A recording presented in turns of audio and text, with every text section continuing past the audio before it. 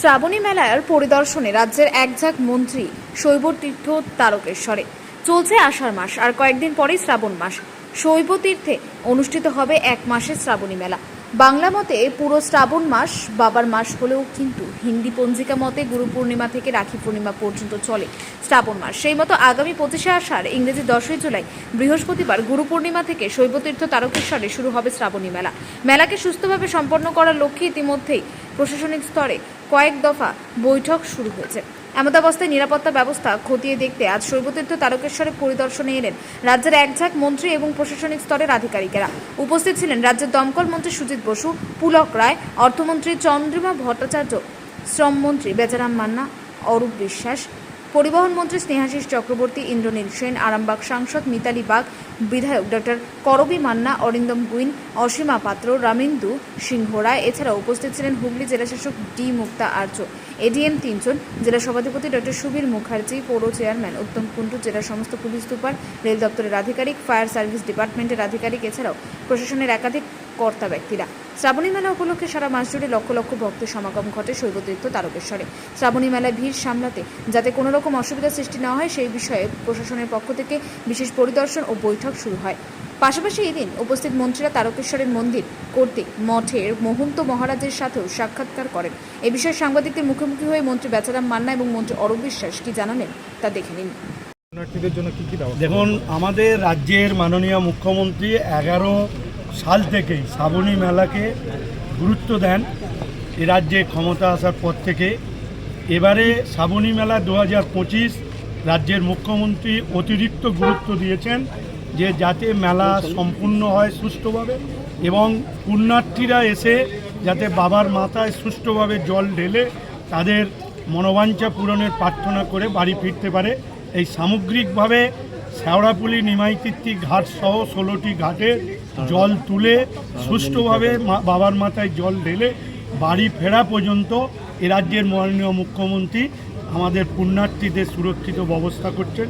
সেই জন্য তিনি আমাদের রাজ্যে আপনারা দেখেছেন প্রায় 6 জন মন্ত্রীকে পাঠিয়েছেন এবং 10টি ডিপার্টমেন্টে এই মেলা রিলেটেড 10টি ডিপার্টমেন্টের সচিবদের এবং অতিরিক্ত সচিবদের তিনি পাঠিয়েছেন এই মেলাকে সুন্দরভাবে সাকসেসফুল করার জন্য। আমরা ইতিমধ্যেই ট্যুরিস্ট লজে তারকেশ্বর ট্যুরিস্ট লজে আমরা আলোচনা করেছি, কোথাও এতটুকু গ্যাপ আছে সেগুলো পূরণ করার জন্য। আমরা আশা রাখছি যে এবারের মেলা অতীতের সমস্ত মেলার থেকেই সুষ্ঠুভাবে পরিচালনা হবে এবং আমরা এখানকার যিনি মহন্ত মহারাজ তার সাথেও আমরা দেখা করেছি, তারও কিছু পরামর্শ রয়েছে। সেই পরামর্শ গুরুত্ব দিয়ে আমাদের সরকার বিবেচনা করবে এবং যাতে সকলের সহযোগিতার মধ্য দিয়ে এই মেলা সাকসেসফুল হয়, এটাই হচ্ছে আমাদের মূল লক্ষ্যমাত্রা। আমরা রাস্তায় আপনারা জানেন যে গঙ্গার ঘাটে সেখানে নিরাপত্তা জোরদার করা হয়েছে, গঙ্গায় ব্যারিকেড দেওয়া হয়েছে, জাল লাগানো হয়েছে যাতে কেউ জলে তলিয়ে না যায় এবং আসার পথে পিডব্লিউডির সমস্ত রাস্তা পরিষ্কার পরিচ্ছন্ন করা হয়েছে। আসার পথে শৌচাগার, পানীয় জল, তারপরে হচ্ছে আপনার মেডিকেল টিম, সামগ্রিক মেলায় যা যা প্রয়োজনীয় থাকবে এবং পর্যাপ্ত সিসি ক্যামেরায় মোড়া ফেলা হয়েছে এবং আমাদের একদিকে চন্দ্রনগর পুলিশ কমিশনারেট, একদিকে হুগলি গ্রামীণ পুলিশ, তারা সতর্কভাবে ব্যবস্থা হয়েছে এবং পর্যাপ্ত অ্যাম্বুলেন্স, যেখানে অ্যাম্বুলেন্স চলবে না সেখানে মোটরসাইকেল অ্যাম্বুলেন্স এবং লঞ্চ অ্যাম্বুলেন্সের ব্যবস্থা রাখা হয়েছে, যা আমাদের কাছে খুবই আনন্দের হুগলিবাসী হিসাবে। তাই আপনাদের মারফত এবং নতুন ওয়েবসাইট করা হয়েছে যে কত দূরে জল পাওয়া যাবে, কত দূরে টয়লেট পাওয়া যাবে, কত দূরে কে ভান্ডারা করছে, এটা ওয়েবসাইটের মধ্যে জানা যাবে এবং মন্দির থেকে বেরিয়ে সরকারি বাস সহ ট্রেন কিভাবে পাওয়া যাবে সমস্ত কিছু ওয়েবসাইটে আমরা পাওয়া যাবে। এবারে আমরা এই ওয়েবসাইটটা চালু করলাম, এমনকি মন্দির কতক্ষণ খোলা থাকবে, কোন কোন টাইমে খোলা থাকবে সেগুলো এই ওয়েবসাইটে জানা যাবে এবং তারকেশ্বর এবং বৈদ্যবাটি ঘাট পর্যাপ্ত প্রায় 300 করে মাইক দেওয়ার ব্যবস্থা হচ্ছে এবং রাস্তার প্রতিমধ্য পুলিশ ক্যাম্প, স্বেচ্ছাসেবীদের শিবির সব কিছুই ব্যবস্থা থাকে। শনি রবি সোম অতিরিক্ত ভিড় হয়, এর জন্য ভিড় সামলানোর জন্য আমাদের অতিরিক্ত বাস পরিবহন দপ্তর থেকে বাসের ব্যবস্থা করা হয়েছে, বালির বীজ, হাওড়া ধর্মতলায় যাওয়ার জন্য, এমনকি বর্ধমান যাওয়ার জন্য যেরকম বাসের ব্যবস্থা করা হয়েছে এবং রেলকেও অনুরোধ করা হয়েছে সারা রাত ট্রেন চালানোর জন্য, সেটা রেল ব্যবস্থা করেছে ডিআরএম সাহেব আমাদের জানিয়েছে।